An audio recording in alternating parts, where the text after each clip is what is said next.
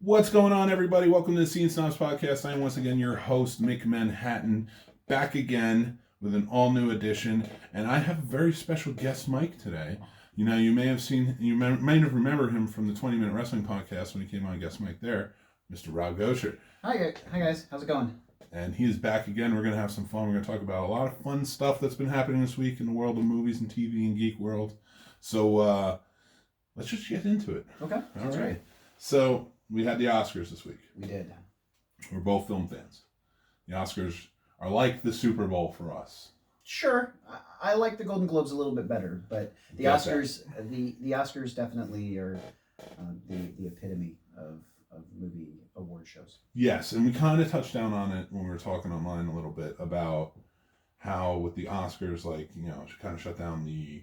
I enjoy the pageantry more. I don't want the politics and things like that. I feel like all these celebrities already can have any platform they want. They can make a movie about it, or they can go and do a press conference, or they can go and, you know, they have a voice already. Let's treat the awards like they are. Now, they've never been that way, so I don't blame these set of actors that way. But, you know, like, I like when Roger Deakins goes up and wins for cinematography, or the documentary filmmakers, right? It's not really about that. They're just appreciative that they won, and that's what I like the most. I agree with the whole anti-political kind of stance that most people seem to have as far as for the Oscars. It's not that celebrities don't do some amazing things for the public and have these pet causes and they're great. What'll happen, though, is a lot of these speeches will run very long. It can come across sometimes as a little self-indulgent and more like, this is really important, as, hey guys, look at me. This is what I'm doing. Mm-hmm. I would much rather they focus on other things. Maybe even add some different categories, like instead of just best picture, best comedy, best drama, best horror. So you can actually have things that are representative of all the movies that came out, instead of letting a couple of people, you know, take 3 or 4 minutes to talk about their pet causes, which you're right. They could make a movie, they could do a documentary, like Al Gore did his documentary.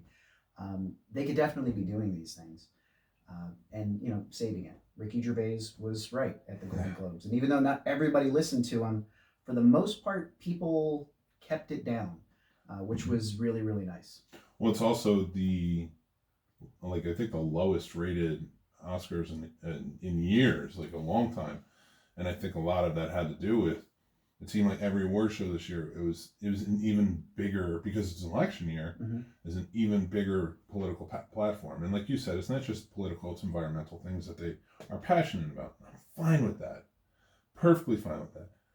I would have preferred Jane Fonda come out, who I know a lot of people hate Jane Fonda for the Hanoi Jane things. That was before my time. So I don't choose to hate anybody. And she came out, she's an actress, she's been in the business for a long time. So fine. I don't want to hear you talk about your politics. Maybe send pay homage to your brother who just died last year. He was in memoriam. Why not do that? Like that's my feelings on it. And I don't want to get too political with it either, but like I think it does take away. Like that's why I was so happy with Parasite winning so much. Sure. Because Bong Joon-ho gave 4 speeches that night, and all 4 just seemed nothing but appreciative. His directing speech, when he talked to Martin Scorsese and Quentin Tarantino and Todd Phillips and so on and so forth, it was touching. It was really touching, and like, you know, it seems like a film fan winning an award. Sure. You know, it definitely seemed like I don't feel he really knew that the movie was going to be as well received. I still, and I'll admit this, I still have not seen it yet. I missed the Alamo showing, and I just haven't got it. I think it's available for rental soon, so I'll probably rent it. Yeah, it might be very soon on Amazon if you have that. I do. I see that it's on there, but I don't know if it's the rent or buy or if it's just the buy. Yeah. Parasite winning definitely seemed to be the big story coming out of this, but at the same time, there was a lot that internally in our group that kind of came out When I say that, the Psycho Cinema Film Group and stuff, that we were all talking about how horror is really massively underrepresented. Oh yeah. One of the movies I was really surprised, even though personally not a huge fan, was Midsummer, not even being nominated for a single cinematography or adapted screenplay, or original screenplay, nothing, just absolutely nothing. And I was really surprised by that. Especially with how big it was. But I mean, it's.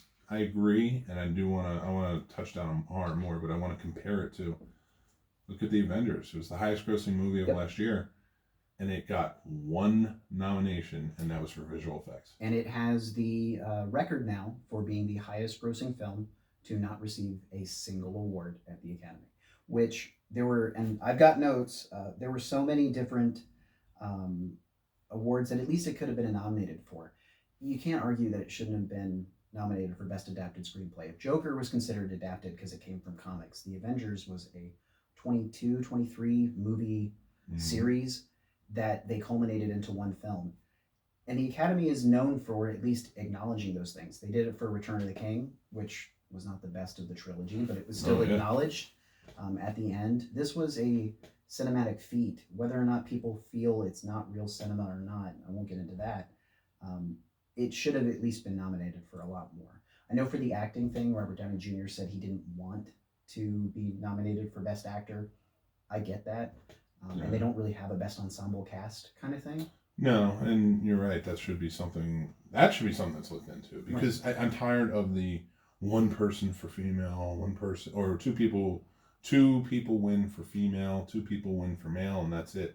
I'm like, you have a lot more actors who aren't going to get that recognition because there's star power there. Right.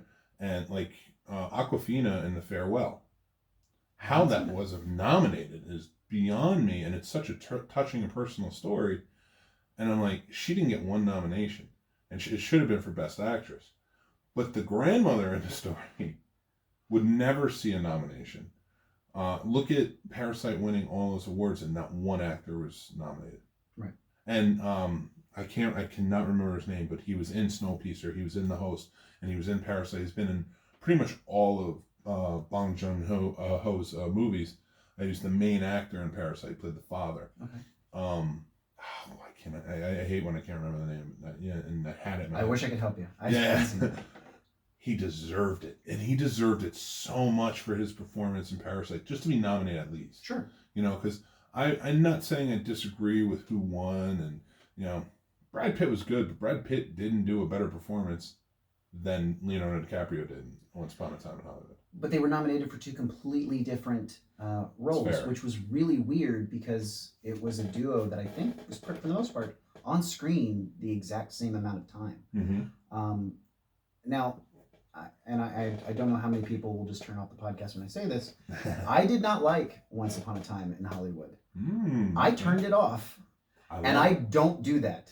That is so hard for me to do. Wow. I can only name like 2 movies I've done that to. I was so bored, and the movie really it felt so self-indulgent into Hollywood, which is so weird for me because Quentin Tarantino has done some of the best films that I've ever seen. Django Unchained is my second favorite Western.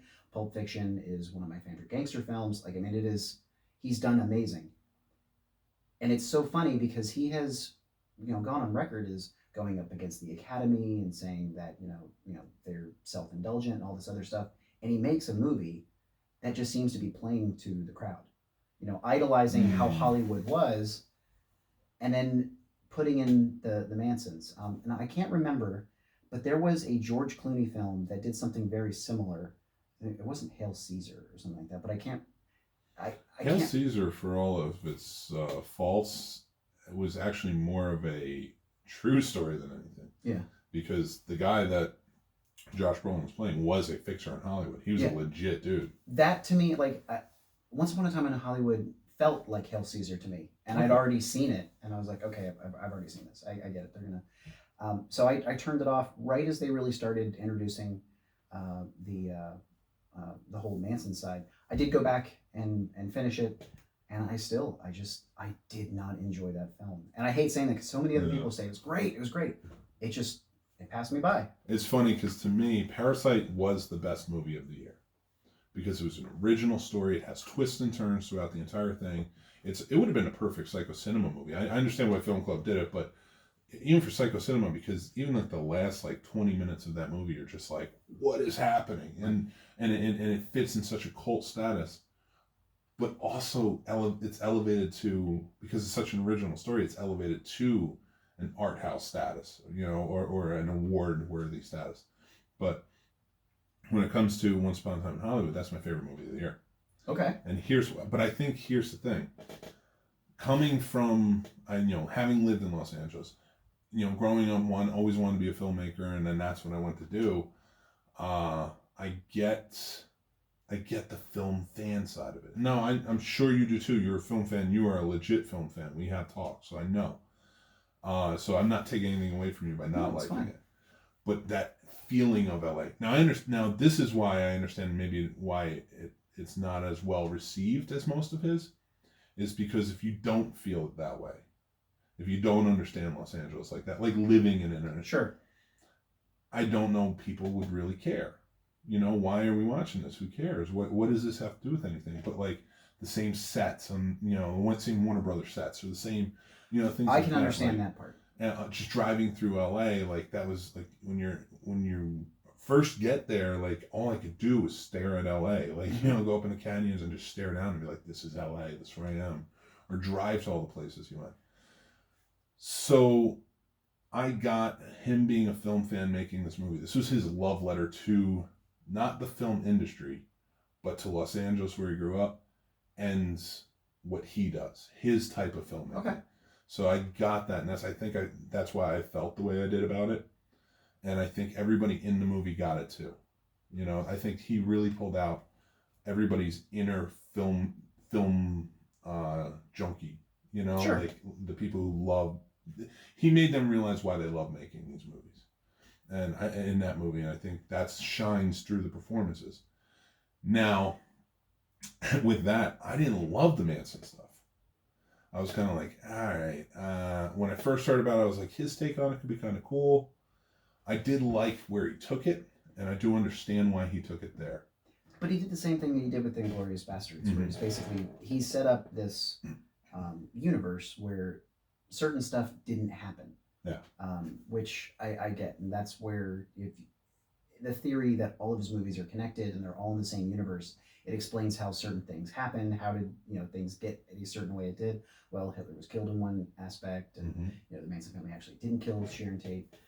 Spoiler alert if no one's seen it. I kind of get that, but I don't like the idea that all the movies are connected. To be honest with you, I like that there's little Easter eggs, but when I look at each of those movies, they're so different. He had a absolutely amazing take on the Kung Fu movie with Kill Bill.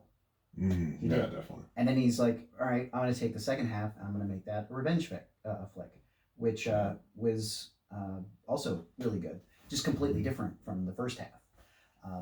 So he's done like all these different genre films, and that's why I was kind of looking at it as like, okay, if this is an old time kind of Hollywood feel and stuff like that, I just didn't get that, because I do love the old Hollywood films, even the bad ones, like the Silver Chalice, which was awful, but still great to watch. So I guess I just didn't. I guess it just missed it for me.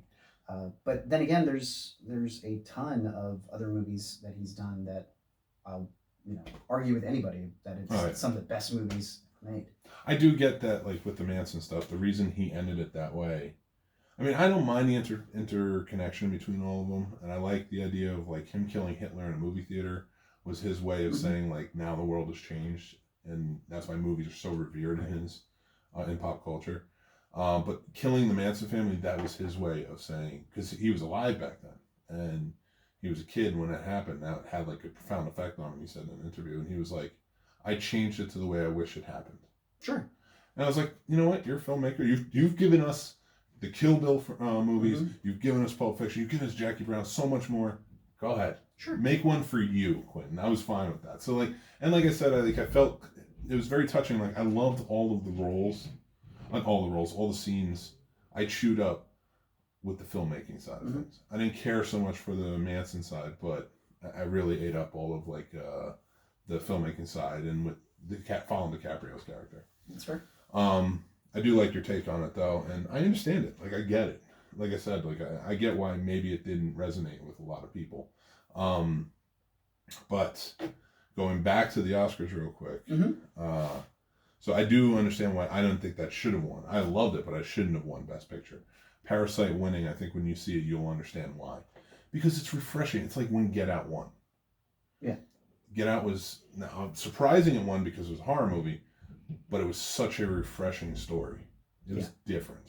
You know, you weren't getting a lot of that, and Jordan Peele brought it with that one. And we were talking about a little bit before how horror doesn't really get any type of respect. I mean, not at all. We really think about it. The Exorcist, Silence of the Lambs, and Get Out. I think Carrie got nominated. It might have been. I think it was like screenplay or something like that. But I thought. Yeah, maybe. But that's right. I even then I don't know, and that's surprising to me because if it did, you would think like that would be more pronounced knowledge or something, you know, through the Academy Awards, not. And I'm sure it might have, like Stephen King was a genius even back then, so. But it's just not enough love. Sure. For a genre that has a lot of good movies. Like, yeah, it has a lot of bad, but it has a lot of good. I kind of wonder if that's the fact that horror movies kind of came out of, you know, the schlock, which is an interesting word in general. They were B movies. They weren't that great. You had movies like Ed Wood and stuff like that, and people didn't want to watch it. Then you had Hitchcock kind of bring it to the forefront, and Hitchcock changed how movie attendance was. Psycho was the first movie where people actually had to show up within the first 20 minutes, or else the main character was gone, and people did not know that was happening. He made sure that no one knew about that. He changed how people attended movies. They had to put trailers at the beginning because they used to put them at the end, and then they realized people were going to be sitting there waiting because they didn't want to miss anything.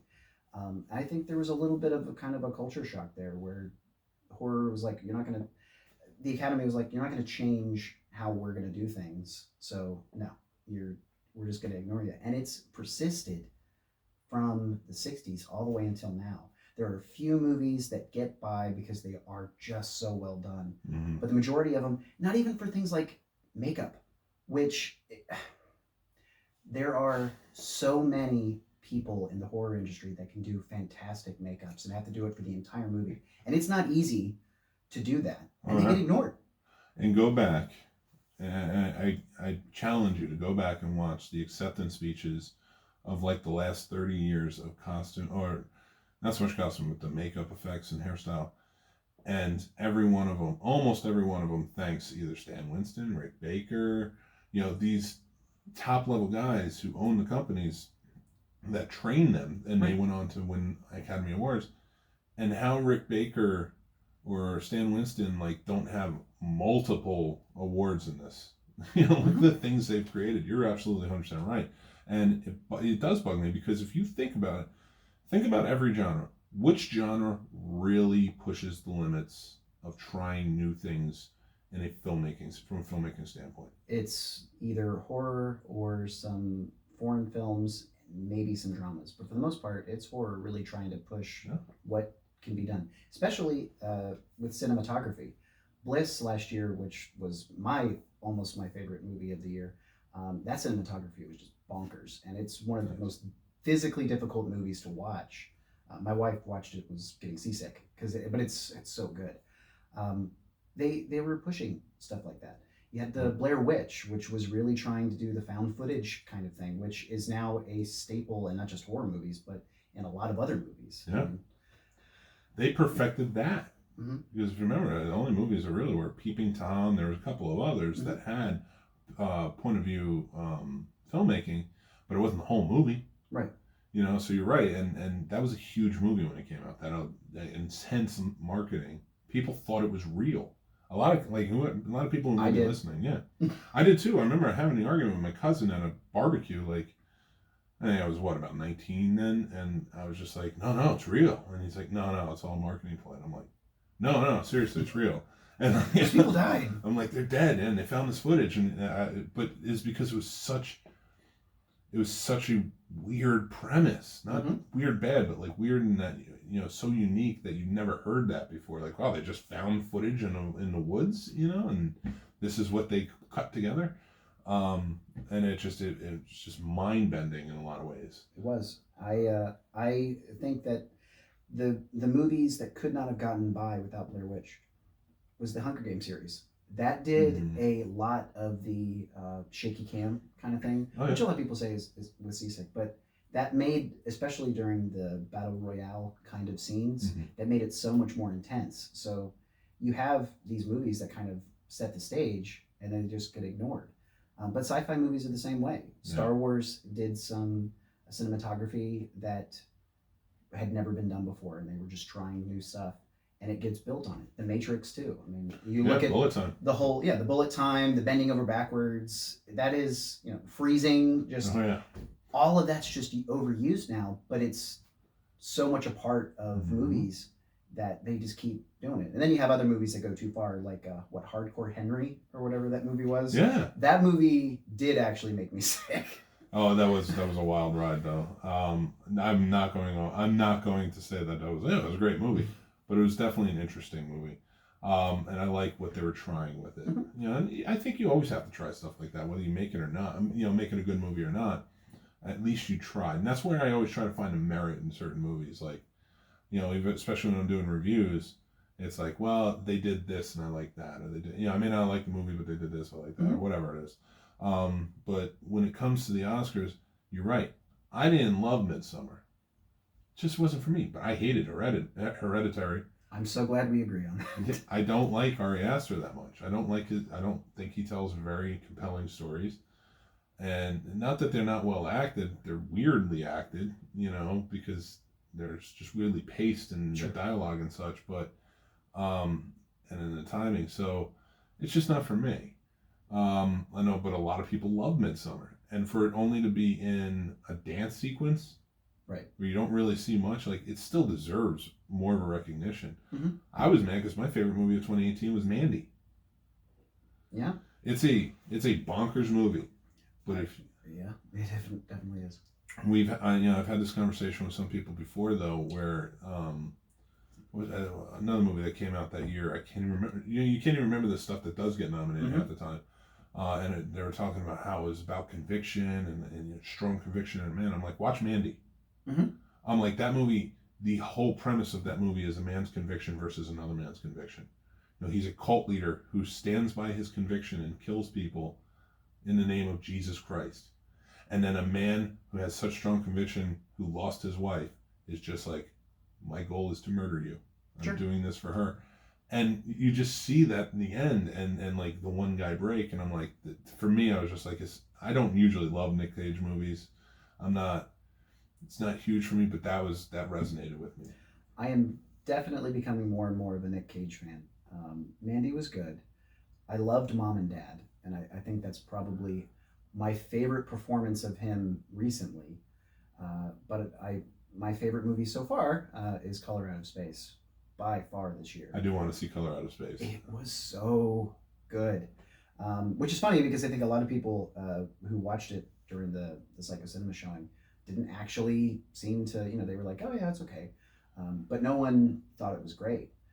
I just, from the visual look of the film itself, I thought it was absolutely fantastic. I thought it was well acted. Every single one of the characters showed that they can do crazy really well, and no one does crazy better than Nick Cage lately. Well, I think he's owning his crazy. I think he's finally starting to realize, I am this guy, so I might as well just take the roles that are going to. Because I think he realized that with Mandy too. I think once he stepped into Mandy and everybody's like, man, he did such a great job acting, he was probably like, well, I was really just being myself, and I think that's resonated with him, and I could see him just taking roles like that. And I think Color Space is similar in a lot of ways to Tone. Now, H.P. Lovecraft, I don't know how into H.P. Lovecraft you are. Not huge. I've read some of the stories. I did, of course, I watched Reanimator. I think Necronomicon's probably my favorite horror anthology movie. Nice. But, I mean, he's such a Well, he was such a weird guy. I He mean, really was. xenophobic, racist, misogynistic. Just you would think that all of his works now, if they came out, people would just burn them in the streets and be like, no, we're not going to listen to this. Oh yeah. But so much of horror is based off of the ideas that he came up with. And thanks to that The Color Out of Space showing, I was told by the host that apparently his dad thought he was going to die by tentacles. So that kind of shows what kind of upbringing H.P. Lovecraft had. Oh man, I didn't know that. Yeah, so Yeah, because it does get weird. And with H.P. Lovecraft, like I've never been a huge fan. I've read some, like you said, some of the stories. I did retrospectives on him for like film classes and things like that, and I can never get into him. I can respect him for what he built, and it's like Gene Roddenberry. Like I respect Gene Roddenberry's world more because I'm a Star Trek fan, but like Roddenberry or anybody like that who builds their own world, you know, and kind of sets their rules and their pacing for it. But with that being said, I'm like, it's still kind of Looney Tunes to me, and I'm just not into it. And I will go see movies based on it. You know, there's a Fred Ward movie from the '80s that was, I think he plays like H.P. Lovecraft in it, and he has to find the Book of the Dead, and I have to figure out the name of the movie after the show. Let me look it up, and I'll let you know. I haven't seen it in years, but it's a more of a comedic role, you know, kind of, than you would think from an H.P. Lovecraft story. But I was never really too much into it. And you know, even with like, do you remember the Masters of Horror series? I do. They did a lot of H.P. Lovecraft short stories in that, especially Stuart Gordon. And those are the ones I didn't enjoy as much because I was just like, I'm just not into this. Well, I think some of the better H.P. Lovecraft stuff isn't so much the actual H.P. Lovecraft movies, but people that were inspired by him and did their own movies similar. In the Mouth of Madness is a fantastic movie, definitely inspired by H.P. Lovecraft and very much making fun of Stephen King, even though they don't want to admit it. Yeah. And it's fantastic, but it is that whole kind of thing. I think Event Horizon is also kind of in the vein of the H.P. Lovecraft thing of just people going insane when they look into the abyss. But yeah, a lot of the stories that go off of it, they're not fantastic. Reanimator's a great movie, not for the actual story, but just because of the actual special effects for the zombies. Stuart Gordon's best film for me, I love The Guyver. I didn't really like most of the other stuff. I've seen that in years. Wow. I love that movie. And that's, you know, he brought in like all the other actors that had been in Reanimator, and he's like, okay, I'm going to make a superhero film, and it's just bonkers. But it's got kind of an H.P. Lovecraft kind of feel to it as well. Yeah. But that was based off of an anime, or a manga. So. Yeah, it was, wasn't it? That was a long time ago too. It was. Wow. It was funny because my 7-year-olds just asked me recently. He's like, "What is anime?" Because he watches it, but he's like, he was wondering like, how did it start? Why do they call it anime? What does that mean? And I'm like, listen, buddy, I'm not a huge fan of anime. I don't put it down. I think it's beautiful artwork, but I couldn't get into it. Like, but it's cartoons like on a whole, like not that they're sillier in any way. Like I've seen some really good ones, but something just never clicked with me.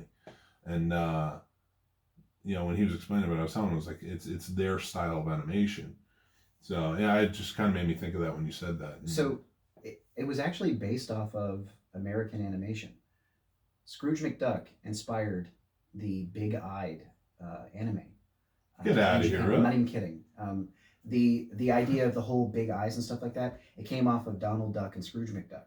Because the Disney animation was everywhere, all over the world. And I had read that somewhere where they had actually taken like this, you know, Scrooge McDuck. They're like, you know what, this would be kind of an interesting animation style. But I'm actually a huge fan of anime. Not everything, especially not some of the newer stuff. But I can kind of see that, and that's actually going back to the Oscars. Something that I'm really surprised by. There is no anime represented in Best Animated Film. And a lot of them actually do get released. And some of these are really serious movies. And they don't get nominated for Best Animated Picture at all. They just get overlooked. Unless it was like Hayao Miyazaki. I know I mispronounced that. I apologize. Other than his films that got released by Disney, a lot of the other stuff just gets overlooked. You know what bothers me about it is because I will watch animated movies and like anime, like I said, because they're my kids are into it, and it's more so now than before I had them. Um, what it comes down to is like, uh, I liked Toy Story 4. Is it the best animated movie of the year? No, not by a long shot. Neither was How to Train Your Dragon 3. Neither was what was the other one? Missing Link. Good. Missing Link was good. Don't get me wrong. I had not seen it. I have seen The Addams Family, which I thought was an amazing way to show the actual original comic style of The Addams Family. I thought it was a great film. Wasn't even nominated. Frozen 2, which my daughter loved. I wasn't a huge fan of some of the songs, but just the way it looked was amazing. That wasn't even nominated for.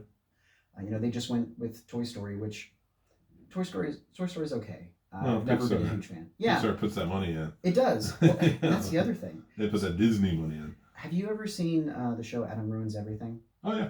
Did you see the episode Adam Ruins Award Shows or Adam Ruins the Oscars? Yes, I did. And he talked about how they just throw money into this stuff. And that's the only reason why, regarding the Oscars, I like the Golden Globes just a little bit more, the SAG Awards, because those are people that are in the industry.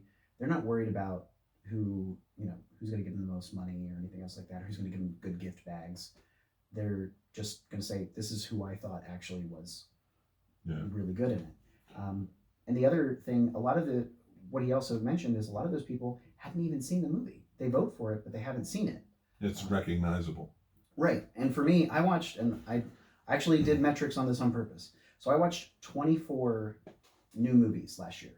All the other Psycho Cinema stuff I did, that was a ton of movies, but 24 new movies that came out, and only 5 of them were nominated for Oscars. Yeah. And I'm going to the movies every month. So 60 some films last year. Well, I make it a point to watch all of the Best Picture winners. And the reason I do that is because years ago, say about 7 or 8 years ago, a friend of mine and I, we decided like from January 1st until I think it was like February 19th of that year, we're going to watch every Best Picture winner. Okay. And even then, I was like, because like, this is the 92nd, so 7 years ago. It was a huge undertaking. And like, you could find a lot of them. A lot of movies were hard to find. We had to rely on Turner Classic Movies because they show all of them. All these movies, and it's like, all right, we got to stay up till 4 a.m. on this day to make sure we see this because we can't find a copy of it anyway. The Cimarron Kid. Then we have to go over here. Not Cimarron Kid. The Cimarron. There is a movie called Cimarron Kid though. Wings we had to find and purchase on VHS, which was a used VHS, and then purchase a VHS player to sit down and watch it, just so we could watch it. And weirdly enough, Gary Cooper was in it, and he had a small, not cameo, just a small bit role in it where he shows up as a heroic pilot and then dies. His plane just crashes. So like, nice. Just weird stuff like that you find along the way. But man, there was a lot of stuff you had to trudge through. And the reason I bring that up is like, so now I make sure to watch every movie so I don't, so it's like just done once the awards are done. So I have seen all the Best Pictures, but like most of those other movies on there, I really haven't seen. And the movies I did see don't really come close to being nominated. The thing that I do like about the Oscars is they're willing to kind of extend it to the production companies like Netflix and Hulu and stuff like that. That as long as they had some kind of theatrical release, that they'll accept them. Even though I didn't like The Irishman, and I hadn't seen Marriage Story because it looks like that would hit really close to home for anybody who's married. I like that they're willing to look at that and accept that and say, okay, these are actual movies that, they're not quite made for TV. But they're really, really good. Funny story that you should mention that. Netflix is reviled by the Academy. They hate Netflix. They don't like what Netflix is doing to cinema. They don't like their principles or their platform.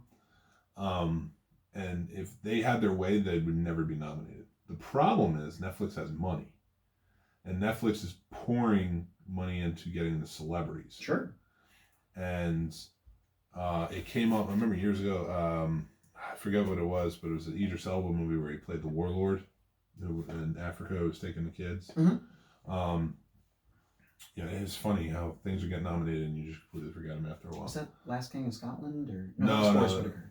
I think this is like the Beast of Nation or something like that. Oh, okay. And they had to accept that because they did release it in theaters, an unlimited release, and then they were like, "Well, you've got to take it now, right? Like, it should be nominated." And they were going to take it. Academy was like, "No, Netflix," but they had already let Amazon in, and Jeff Bezos is a member of the Academy, and that's when Netflix was like, "Whoa, whoa, whoa, whoa, whoa! You're not going to take one streaming service and not all." And like it was ruled on that you can't screw over somebody like that just because you don't like them. And that's why Jeff Bezos is there, because if you notice, a lot more Amazon represented movies get nominated than Netflix or any other platform. And I forget what I think I was talking to Faye about it. Maybe it was Faye, but like I think she can't really mention like the streaming services in conjunction with Psycho Cinema because it's an Alamo Drafthouse thing, and it's not that Alamo hates streaming services or anything.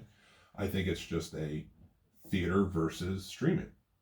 And they, the theater doesn't want the streaming to be promoted on their platform. Sure. And I understand that. I completely get that.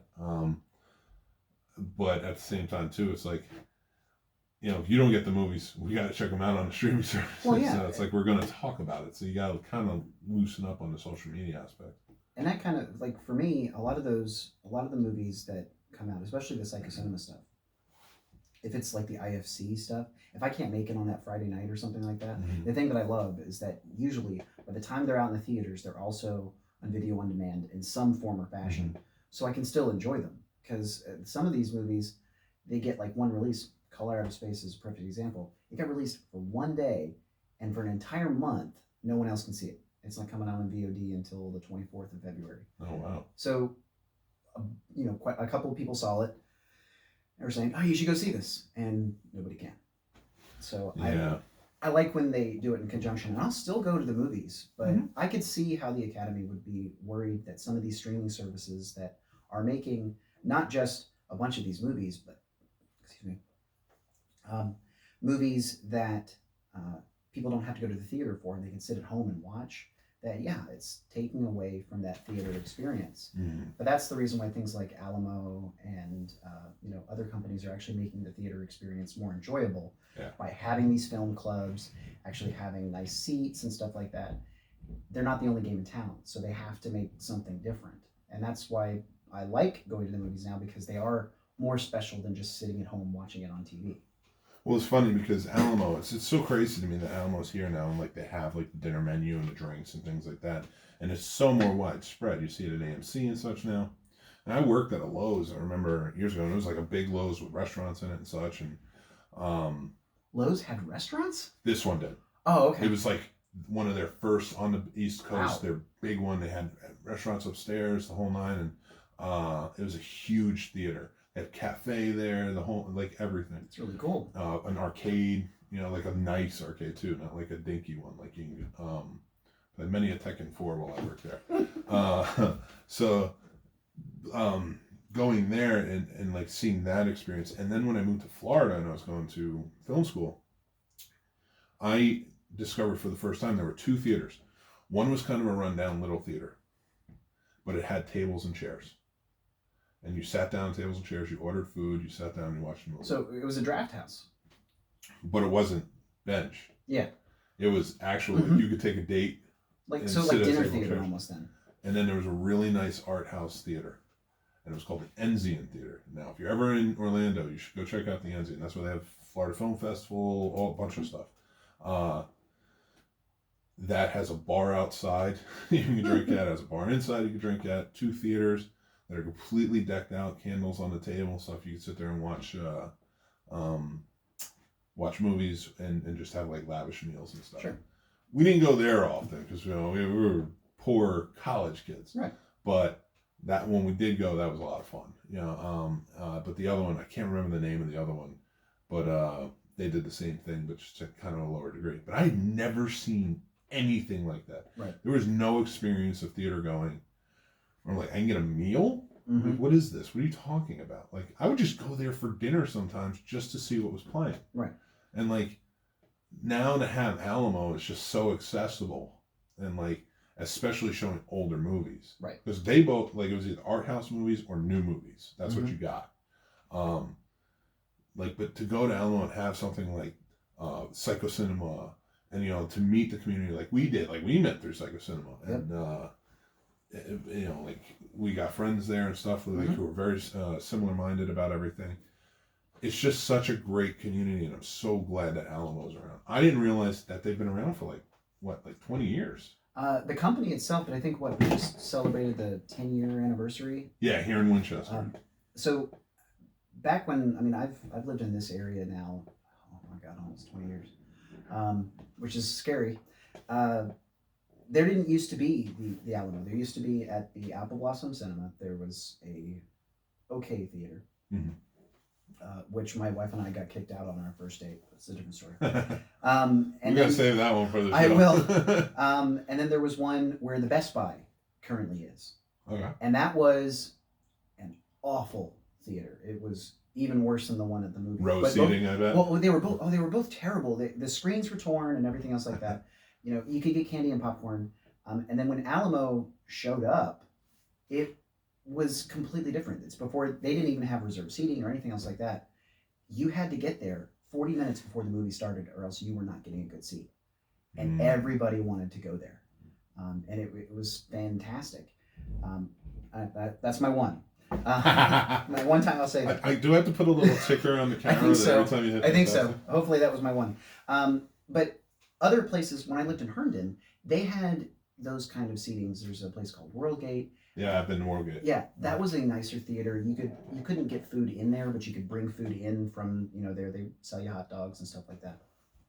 But theater going has just gotten progressively better. There's things like Cobb Theater and stuff like that. Cinemark over in Centerville, yeah. Exactly. Everybody's trying to make it so that you can actually enjoy being there, because what's happening is, instead of people staying home to watch movies because they can just watch them and have food, now theaters are going, okay, let's bring the home to the theater so that you actually want to be here.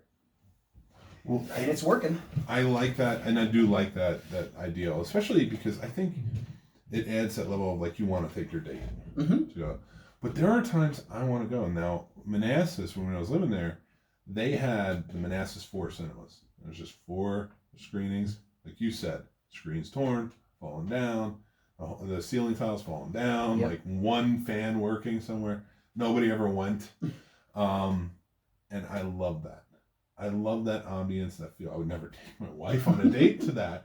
But, like, I would go a lot. I would go there because it's like $5 a ticket, get a popcorn and a soda, and just chill in this dingy theater that reminded me of, like, a New York theater where you would go and watch kung fu movies. You know? I guess we just have different theater going levels of acceptance. But because I'm the exact opposite. I don't want to have my feet stick to the floor.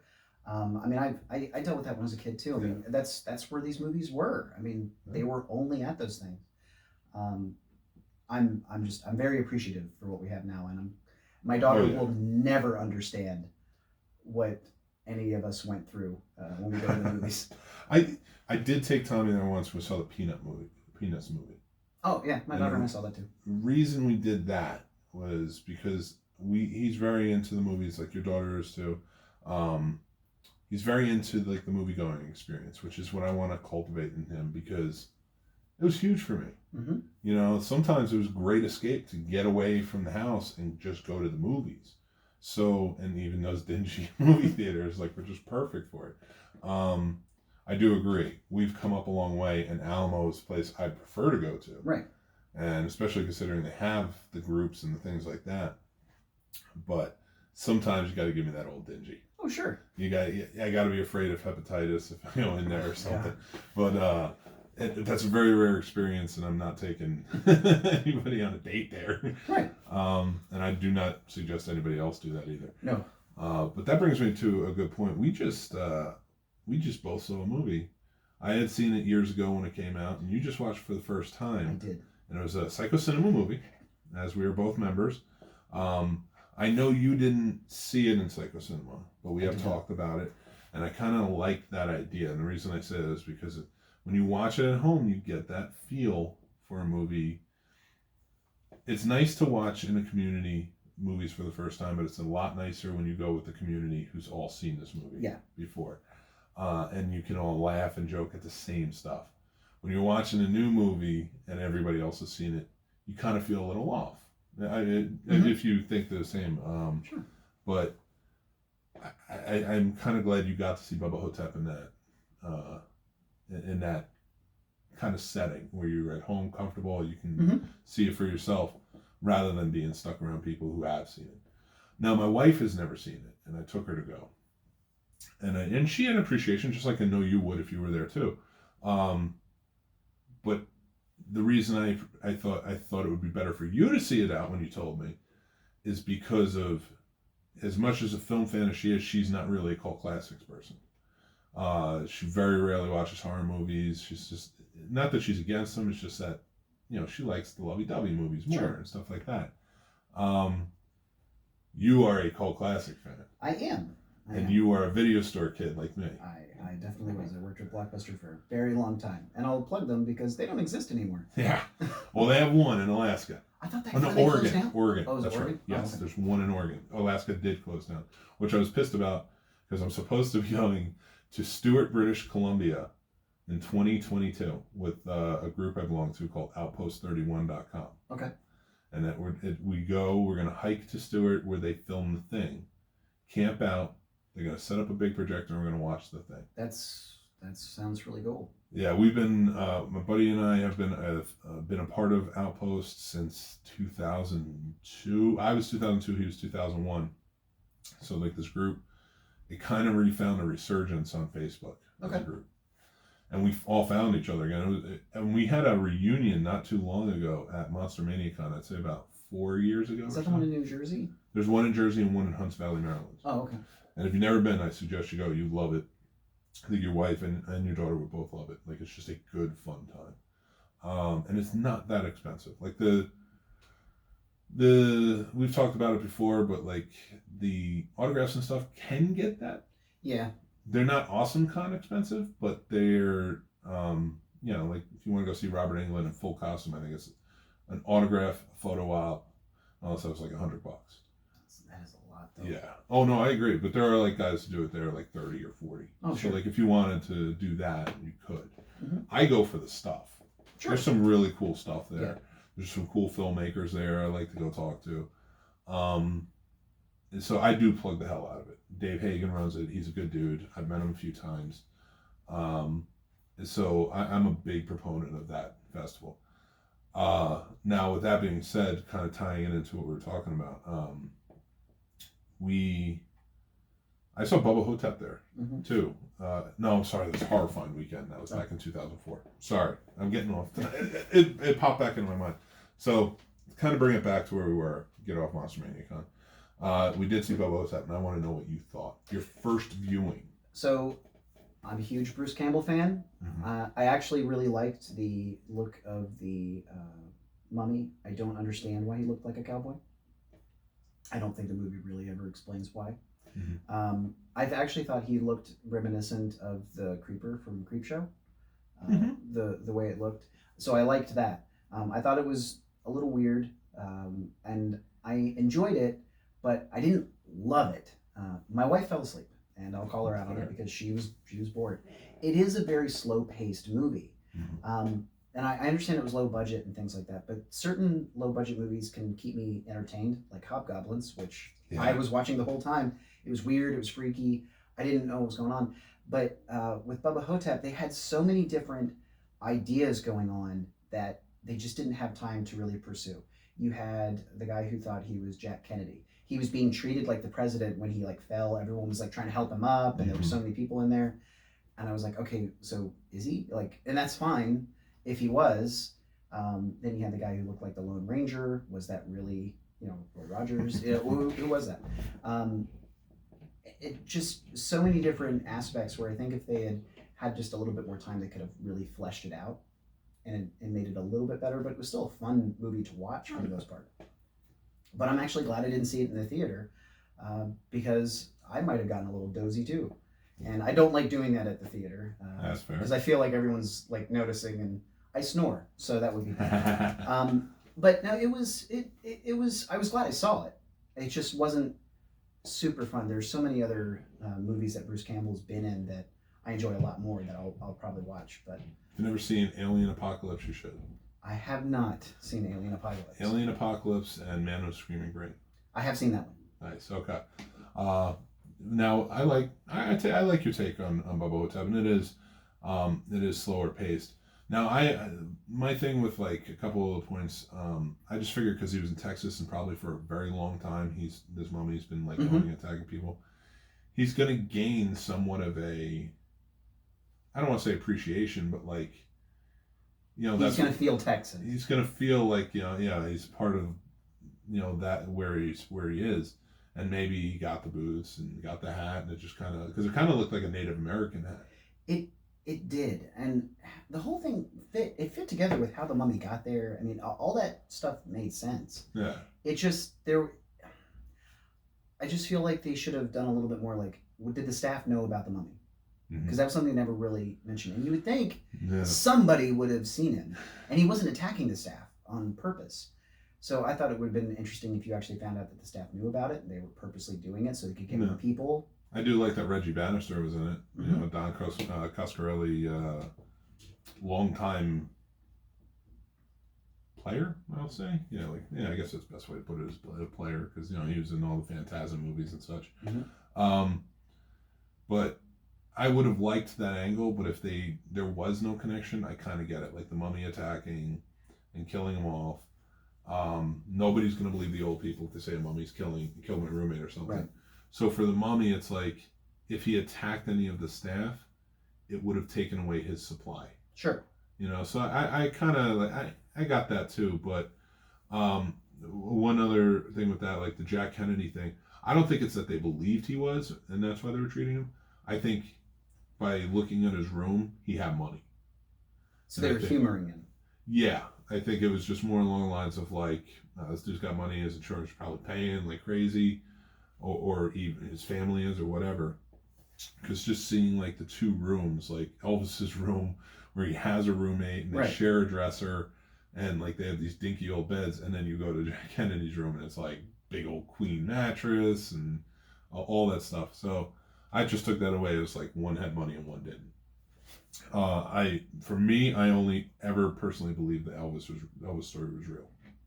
Like he truly was Elvis and he switched. I could definitely see that. That's kind of how it should have gone. I agree, I didn't realize how good of an Elvis impersonator Bruce Campbell really was. He did a good job. He's not Kurt Russell good. No. But he's good. No. Let me ask you this, because you're a John Carpenter fan and you're a Kurt Russell fan. I am. So, what was he better as Elvis in? Was he better as Elvis in Elvis? If you've seen it, the Elvis movie? Forrest Gump. He was very good in that, yes. Okay, so there's three. Was he a better Elvis in Elvis, which you said you haven't seen, but that was his and John Carpenter's first movie together. They made a TV movie, and it was a biopic of Elvis. I have not seen it. A very young Kurt Russell playing Elvis. And it's good. You should check it out. Especially if you like Elvis. He does a great job. Then there was Forrest Gump, he played Elvis, or 3,000 Miles to Graceland. So that is a movie that I absolutely love. Yeah. Oh, yeah. I am a huge heist fan, and I think that movie is just great. Not only because is everybody acting like Elvis, but yeah, I mean, Kurt Russell does a great job. And again, spoiler alert, the fact that he was actually the real descendant of Elvis in the movie was awesome. Was very cool, and I enjoyed that. But there was with that there's one line in it that hit me. I remember I saw it with my best friend back in the day when it came out. And my name is Michael. I go by Mick, so there's the secrets out. But I go by Mick for this purpose. But Michael, and I'm from Jersey City, New Jersey. And he says that line in the movie. He goes, "What's your name?" He's like, "Michael, man." He's like, "You from around here?" He's like, "No, Jersey City mostly." And I'm just like, I was like that, and it's Kurt Russell saying it. So I'm like, I'm you own me now. Sure. And then that whole journey was just fun, and especially when they kind of switch gears and he's like in a Sinatra phase towards at one point. I was like, I'm in. And that whole movie was a gorgeous heist movie, you're right, and Right. just a wild action movie.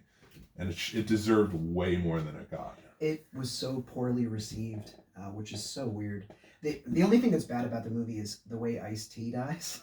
It Oh makes my no God. sense when he's just Yeah. spinning upside down. Which I'm thinking, if you're really this massive killer and you're really good, nobody's gonna do that. You can't actually kill anybody with 2 guns, especially when you can't see anybody.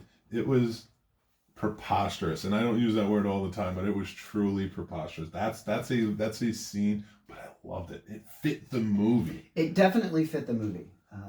The fact that Kevin Costner never noticed that people have bulletproof vests, like he knew that Michael had a bulletproof vest, and then when he shoots him again, he doesn't aim for the head. Like Yeah.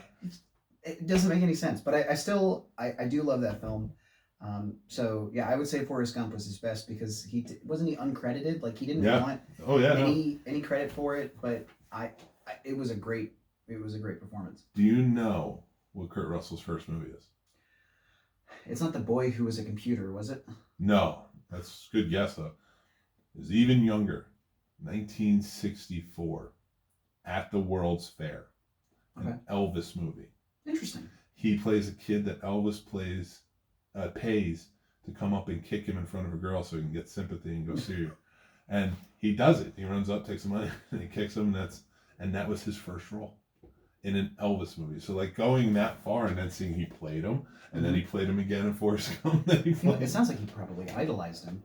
Oh, he did. He talks very highly of Elvis, just the lore and everything else. So I don't think he was like a fanatic fan, but like I think it was just kind of like he grew up as a kid in the time of Elvis. So like that, I think that's a big deal. But going back to like Bruce Campbell playing him too, that's another one who was a big fan, and it's pretty cool to see him come back and do it. You know, and I think you're right. He did a fantastic job because Bruce Campbell. Later in life, not the early on, the Maniac Cop or anything like that days, but later in life, kind of had a very Elvis vibe. Yeah, I can see. Burn Notice, you know, sort of thing. Like not that he was like Elvis, but like just that like I'm the man type of thing. Like, and he pulls it off so well. You know, he owns that persona. He does, but he's had a really hard career. I mean, Yeah. I still think Briscoe County Jr. Was one of my favorite TV shows when I was a kid. One of the best Western TV shows of all time that gets no respect. And that, I mean, it got none. It canceled his career, and he didn't really bounce back until Burn Notice. No. So he probably had like this time where by the time he got to Burn Notice, he was already at cult status. Everybody loved him from Evil Dead. Right. Briscoe County Jr. still had a big cult following and stuff like that. So he was kind of in his own circle, the man. So when he starts out in Burn Notice, that persona, because it was completely absent in the first part of his career, as you mentioned, he was actually kind of manic and like not whiny, but definitely a high pitched voice, like me. But he. It is weird how he changed. So yeah, I mean, it might not have been as big of a stretch for him to play Elvis, which is why I wonder why he didn't decide to do a sequel. Yeah, that is a good point. I wish he kind of did, and because it's a movie that calls for it, it could open up to one. Well, I think they wanted to do a prequel with vampires in Savannah or something like that, or Louisiana. Because he dies at sorry, spoiler alert again. He does die at the end of Bubba Hotep. Supposedly. Well, we don't know, so like it could have been left open. Right. Like that's Jack's dead, right? 100%. But you know, getting Ossie Davis back for that would have been tough. But which still boggles my mind that Ossie Davis was in that movie. He wanted to have fun, man. And I love it. I love it. Don't get me wrong. I love when I keep hitting my mic. I love when like really truly. Esteemed actors come out and they want to have fun and they do something cheesy like this and it works, and I just love seeing them in it, but with doing another Bubba Hotep, that would have been great. Now to go back to your point, where we were talking about like he had a tough time of his career, it was funny, in 2004 he did a convention. It's the same convention I was telling you about, the Horror Fund, and this was in Maryland. And we met him, and you know, he was a really nice guy. I need to get my third book signed by him. That's the only book of his I don't have signed yet. So, but he was talking. He was introducing Man with a Screaming Brain. He was talking then about they were going to redo Evil Dead. This just after like Spider-Man 3, I think. Maybe it was 2007. Sorry, my brain melts after a while. We're both older. It just gets bad. Too many conventions over the years. You forget which one was where. But he was outside. He was talking. He was like, and he's like, think about this. He's like, Spider-Man owes me everything. And everybody's like, what? And he's like, in the first movie, I named him. In the second movie, I was the only one who could stop him. Because he was. And then playing that Usher role was fantastic. He's like, in the third movie, I'm the only one who could help him. And he was to get him, get him all this stuff. And I was just like, that's a good way to look at it, Bruce. Like, that's such a Bruce Campbell way to look at things. Oh, yeah. Well, since you brought up the Evil Dead movie, I thought the remake was, and I won't say the F word, I thought it was tremendous. That was stupendous.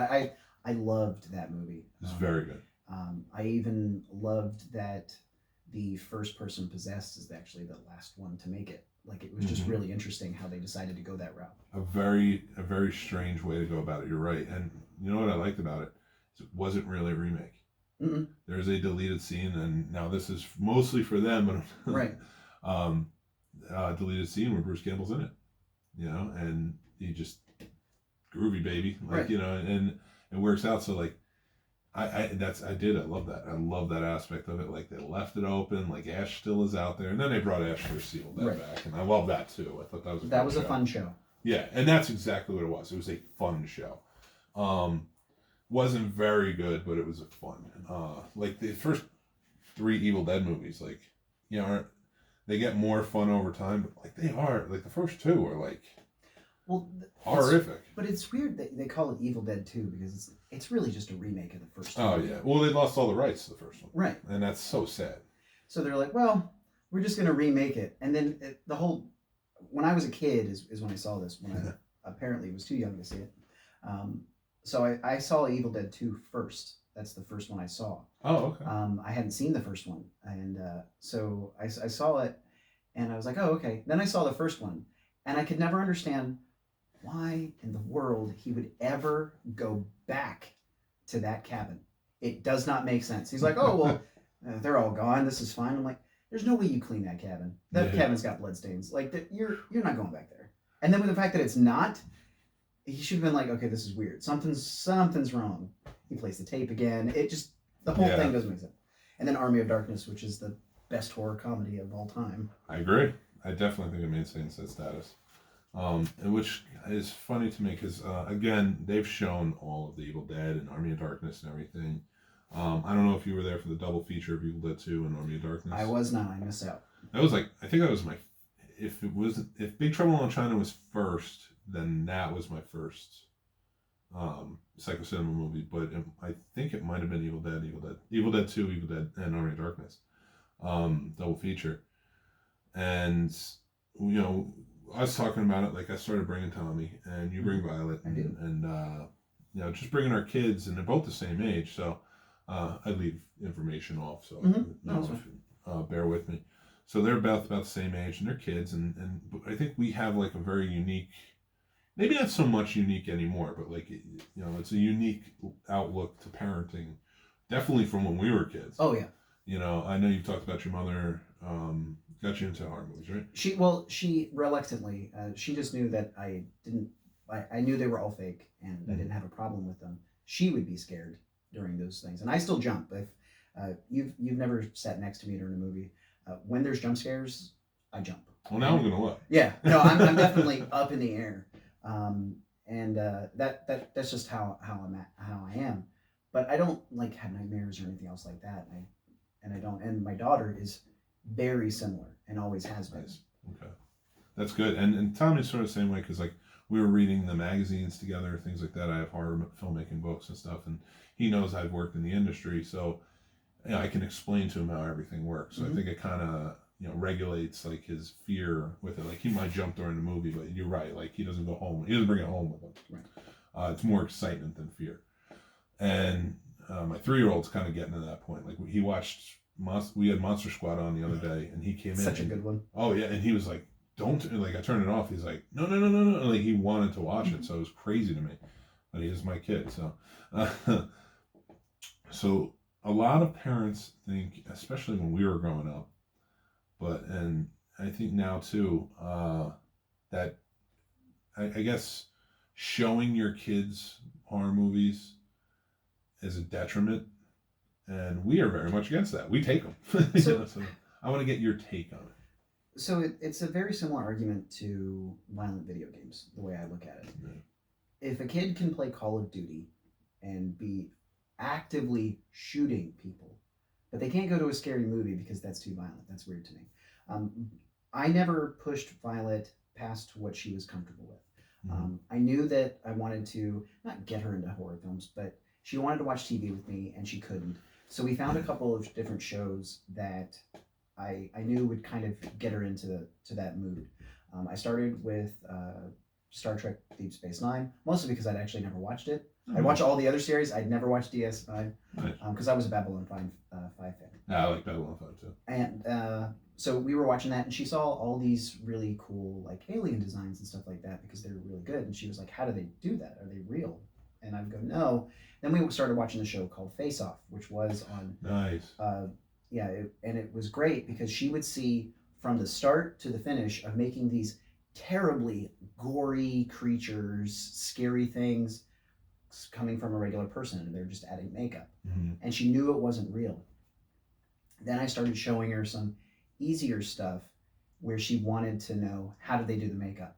How did they do that? That's awesome. Tremors was one of the first ones I showed her. Jaws. These were easier stuff. It's terrifying to kids, but she would still get scared, but not that bad. The funny thing is, horror she can handle. She doesn't like it when the kids' movies get scary. Shazam is the perfect example. It's the only time she has thrown her food up in the air in terror. If anyone's seen it, the scene where the main villain decides to kill his dad, his brother, and the rest of the rest of the council, I guess, whatever, the board members. He releases all of the 7 sins, and they start killing people. And they throw them up against this window, and it's a startling scene. She did not see it coming. She had her food. She saw that, threw it up in the air, and then started crying because all of her food was all over the place.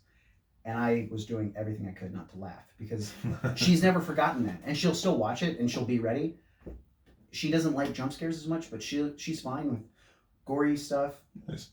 She knows it's fake, and as long as she knows it's fake and she's having fun, then we're good. But I mean, when there are certain movies where she's like, I don't really like this, I'll turn it off because I'm not going to push her to do that. But I know she wants to spend time with me.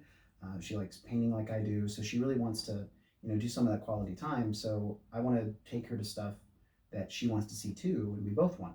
I'll still take her to any cartoon movie she wants to see. Frozen 2.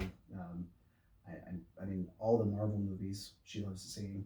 But she'll go to Psycho Cinema, which is funny because there aren't that many people that take them to Psycho Cinema showings. No. Not just because it's Tuesday and it's not a great time for kids.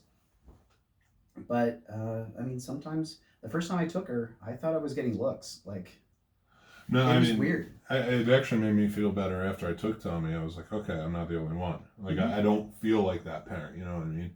So it was definitely nice to see. And it was nice for him, too, because I think when he saw your daughter there, he was like, oh, okay, kids do watch these. He's like, and not that he felt like he was kind of being brought in, but I think for him it was more along the lines of like, okay, because it's like a taboo type of thing for kids sometimes, watching a horror movie, like, or anything rated R or anything like that. So I think when he saw another kid, it's like, okay, this is okay. There is somebody there, and if I jump and they jump, it's accepted. Right. And Violet has a hard time with going to school because we tell her, hey, look, and we've told her teacher and stuff, hey, if she mentions a horror movie, yes, she was allowed to see this. But we tell Violet, hey, some kids really don't like horror movies and don't bring them up. And she finds that hard. She's like, well, it's one of my favorite things. I can't talk to my friends about it. I'm like, you can, but some parents don't want them to. And she's like, well, why am I different? I said, because your parents are cool. That's a good way to look at it. Yeah, but I mean, I don't begrudge anybody. I know when I was a kid, I had a group of friends, and this actually happened on either my 10th or 11th birthday when I wanted to watch Army of Darkness at home. All my friends could go, one kid couldn't. And we hung out and everything, and I waited until like 9 o'clock to start the movie. And that's when he left. He's like, "Can't we just watch something else?" And I'm like, "It's my birthday. I really want to watch this." And I asked his parents. I was like, come on, like we're all here. Like this isn't really like nope. If it's PG-13, he can't see it until he's 13. And if it's rated R, he can't see it until he's 17. It's okay, and that's fine. Every parent's different.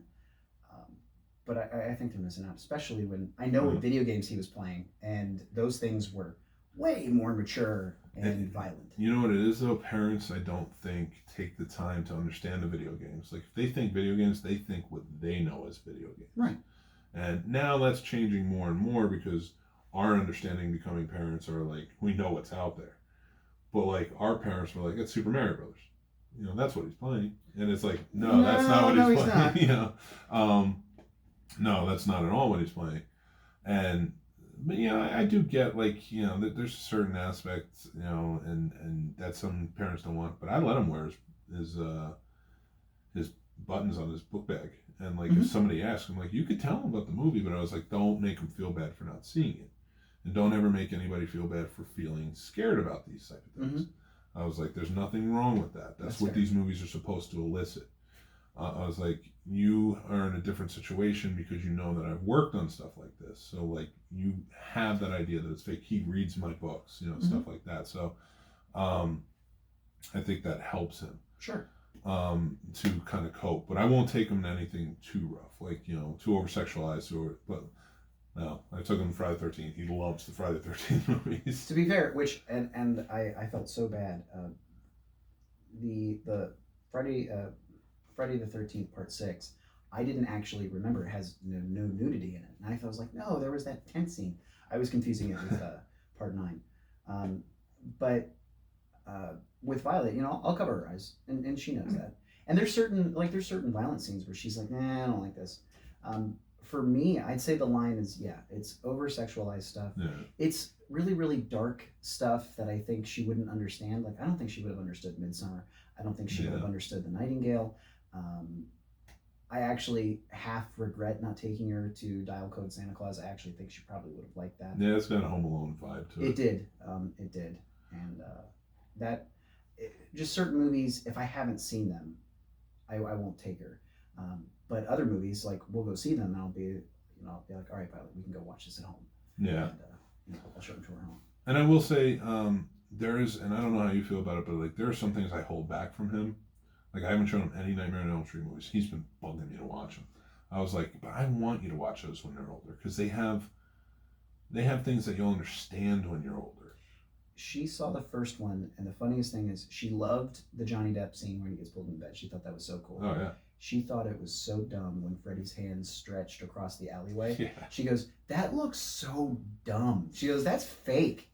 And I go, yeah, that's actually a pretty bad effect. I go, so she was fine with that. She's fine with Freddy. Yeah. Child's Play. Her favorite movie is It, the new one. Mm-hmm. She loves both of those movies. Oh, that's awesome. Which is weird because that's about kids getting hurt, and she doesn't care. Yeah, but I think like you said, like she has a problem with the kids' movies having it, and I think it's because with a kids' movie you're supposed to feel safe. Right. But she probably has reason that in a horror movie nobody's supposed to feel safe, and I like that because even back when we were kids, the kids were still kind of always supposed to be safe in horror movies. Oh yeah. And that's all bets are off now. And it was funny because Adam's family, I didn't go. Mary took Tommy to go see it, and he was sitting. I guess he was sitting next to like a 10 or 11-year-old. And the kid is just like, it was talking to him, and I guess the kid got a little snarky with him. And he's like, well, what's your favorite horror movie? And he goes, well, I don't really watch them. He's like, mine's Friday the 13th, Part 8. I just watched it. It was great. And like the kid was just kind of shut down by it. And I was like, that's the thing, though. I was like, we were desperate when we were kids to watch these movies. Like, you tried to find them any way you could, go to a video store, whatever, or find them on TV. But now it's just readily available, and I just don't think a lot of kids are that interested until they get older. That's true. I think there's a little bit of that, and I think the other aspect is it also depends on what the parents are into. I think kids in general become like their parents. I know I definitely did. Yeah. So if your parents aren't into horror movies, you're probably not going to grow up into horror movies. If they're Yeah. into romance films, you're probably going to be a romance film type of person. Or if they don't like movie and don't watch TV, you probably won't either. So the only thing that I don't like, and it's not that it's necessarily a bad thing, is you do have parents that every now and then they give you the look like, Yeah. what are you doing? Like, you know, this is just irresponsible. It's like, no, it's not. She knows it's fake. Yeah. She's not going home and chopping things up or anything else like that. She's just having fun, and that's what the movies are supposed to be about. What's the famous line? Movies don't make people serial killers. Movies make serial killers more creative. Right. So I think with that, like, it's, yeah, I mean, screw the looks, because I've got them too, and I'm just like, whatever. Did you love it? I love this movie. Right. And like, I'll talk about it as loud as I want. And it was like, why are you here? If you don't think a 7-year-old should watch it, what are you doing here? You probably shouldn't even be watching it. Like, if you're that uptight about it, you know? I think a lot of people also lost touch with that. Like, when we were 7 and wanted to watch this stuff. Mm-hmm. You know, I watched The Exorcist when I was 7, and it definitely messed with me. Like, because like I didn't have that understanding of it's a movie, and I grew up in a Catholic, so I'm like, all right. That crucifix scene must have been really rough for you. Well, in fairness, it was TV edited, so that part wasn't there. Like, the cursing was there because it was like cable back then. You remember they left some stuff in, but that wasn't. Because in later years when I watched it, I'm like, oh wow, that exists. So I was like, I just didn't even like put 2 and 2 together. But yeah, it's sad that some people who become parents, and I think becoming a parent changes you in a way too. Like, where it's like some just become overprotective or find religion or whatever they do, which, you know, good on them. But it's like, I just don't think hiding. I think if you hide it from kids, like when it was hidden from us, we're gonna find it. Yeah. So a kid's gonna find it. It's a lot more readily available now with all the streaming services. You might as well explain it to them, and then just say there's lines though. Like, if you want them to have certain lines to it, like, you can watch this, you can watch this, you can watch this. You can't watch this. Like, he loves Halloween time because it's like free for all. If it's on TV, you can watch it because it's edited. Right. And no problems there. And I was like, but you have to tell me what you're watching beforehand so I can just prep you if there is anything. And so that's why he loves Halloween. He's like, bring it on, because now I can watch whatever I want. Right. You know? And I think that's a good way to introduce too. It's like, so later when it comes around and he sees the unedited, he's like, well, I didn't see that before. It's like, yeah, but you're older now, so it works. Right. It's fine. You know? I don't know. I'm kind of waiting on Candyman now. That's a rough one though. So for me, the one thing that I like about newer horror movies now is that there's a lot of movies that are really allowing women to be kind of the main characters, not just final girl stuff, but actually, like, you know, empowerment and stuff like that. And those are the movies I really want her to see. Like, I wanted her to see Black Christmas because that was all about, you know, empowerment. I wanted her to see Captain Marvel for the same exact reason. Because I wanted her to have role models and people to look up to. Have you shown her the Alien movies yet? Oh, she's seen Alien. Good, because I mean that's a perfect role model right there for any girl, even boy. Like, taken away from it, a hero's a hero. And let me tell you, Sigourney Weaver is a hero in those movies. You know, Ellen Ripley is the best.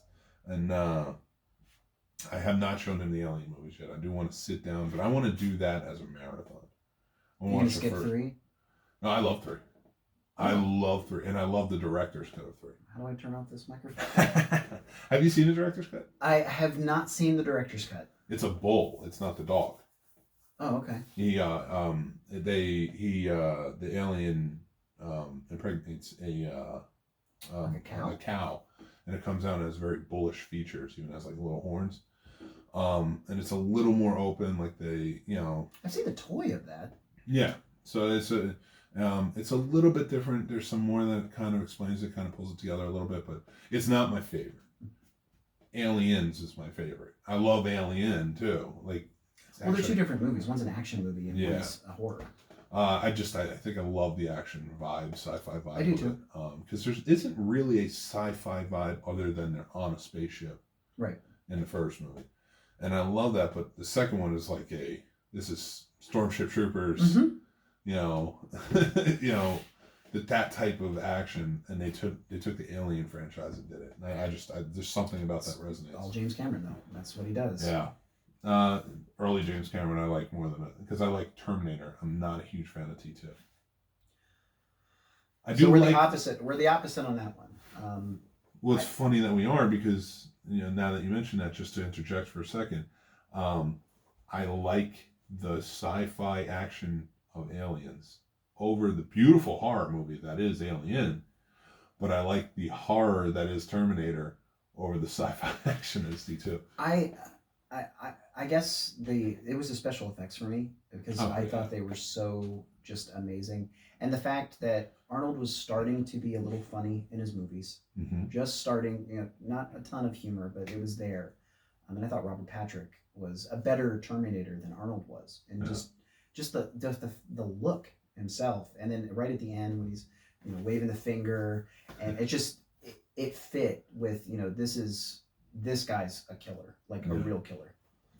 Remind me to tell you. Well, I'll just tell you now. I met Robert Patrick when I was living in LA. I was in a bookstore in Ventura, and I'm just like buying books, and he was buying books, and that's just kind of where I went. And I didn't realize this. This is a couple of years after the Giants. Well, I'm a Giants fan, so like when the Giants won the Super Bowl in 2008. This was actually in 2008 that I saw him because it was like when I first moved there. He was buying a Super Bowl book of the Giants. And I'm just like, the T1000's a Giants fan. And I'm like freaking out and like just the story doesn't really go anywhere, but like he was very cool and he was like, why don't you go ahead of me? And I was like, the T1000 let me grab in front of him. I'm like, it's just like that's why so I do love T2. Right. But I love Terminator more a little, because and you know what it is? It's Kyle Reese. I loved his character, and I think it's the same reason that. Yeah, he brings a lot to it. But did you like him in The Abyss? I did because he played such a different role. He played that crazy role in it, and I liked him and not as much, but I liked Michael Biehn, so I loved him in Planet Terror. And whenever he pops up, I really like. He was good in Planet Terror. So he's kind of an ass in real life. Oh, he is? Yeah. Well, I've had run-ins with him where he was kind of an ass, but I still liked him. I'm still like, it's Hudson. Yeah. I mean, Hicks, not Hudson. Hudson was Bill Paxton. So he's Hicks. So yeah, whoops. I promise I know movies. They're both dead. It's fine. Not in real life. I mean in the movie. Oh, thank God. Yeah, they're both gone. Scared me. I was like, did we lose Michael Biehn? No, that would be a big one. No, I just meant, they're both characters are gone. It was so funny. Bill Paxton was just so great. Oh my God, he was. And I love that he's in the Predator franchise, the Alien franchise, the Terminator franchise. He just kind of brings them all together, just like Lance Henriksen does. They were the only two to be killed by all three. And I still maintain it was Bill Paxton more so, because Bill Paxton was killed in the first Terminator. He was killed in the second Predator, and he was killed in the second Aliens movie. Whereas Lance Henriksen was killed in the second Aliens movie. First Terminator. First Terminator, yeah, he was the cop, and then it was which Predator movie was it? Alien versus Predator. That's what it was. So I didn't connect it because I'm like, it's still Alien versus Predator. You know, it's like it's not Predator 1 or 2, like whereas Bill Paxton kind of got that. So I always kind of give as much as I love Lance Henriksen, I always give the point too. And they both show up in Near Dark, so I love that too. Right. So I think we have to give our love to both. They are, but Bill Paxton wasn't killed by Pumpkinhead. No, he wasn't. But technically, Lance Henriksen wasn't really killed by Pumpkinhead. So he was Pumpkinhead. Yeah. So, all right, fair enough. Stop taking it away from me. Because I love that movie. And actually, that's another one I really love, the sequel to it, too. I had never seen the sequel. I've seen the first one. I've never seen the sequel. Check it out. I think you'd really dig it. There's a campy vibe to it. And it stars, what's his name from Hellraiser? Doug Bradley? No. It's he played Frank. And why can't I think of his name? I'm drawing blanks, but like he played Frank in Hellraiser, the main guy. Oh, okay. That's his hand. He plays the father in Pumpkinhead too, and it's really well done. I thought it deserves a lot more credit than I think even that gets. But even like Pumpkinhead deserves a lot more credit than it gets. Yeah, I think they're remaking it too. All right. I mean, okay, I'm kind of open to that, but I mean, it was such a cool design, though. It was. It'll be a similar design, but probably be a little different. Yeah, actually they'll probably make it scarier and work better. Yeah. Yeah. Well, with that being said, I think we've covered some pretty good ground here, and I just want to announce we are going to have our own show. If you noticed, our theme was cult classic type movies and dealing with horror and things like that. And as you know, the Snobs.com does not have a horror type show yet.